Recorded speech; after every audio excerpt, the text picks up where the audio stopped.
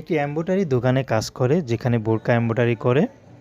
তো মালার বিয়ে শাদী হয়নি। মালার পরিবারে মা আছে, ছোট একটা ভাই আছে, মালার বাবা নেই। মালার যারা আত্মীয়স্বজন আছে তাদের অবস্থা ভালো হলেও মালাদের জিজ্ঞেস করে না, কারণ যেহেতু বাবা নেই, অবস্থা ভালো না। তো অবস্থা ভালো না থাকলে এমনিই সবাই দূরে দূরে থাকে। তো যাই হোক, মালা এখন ইউটিউবে এসেছে বিয়ে শাদীর জন্য। মালার কোনো পছন্দ নেই। মালা এমব্রয়ডারি কাজ করে যা পায় তা দিয়ে কোনো মতে সংসারটা চালায়।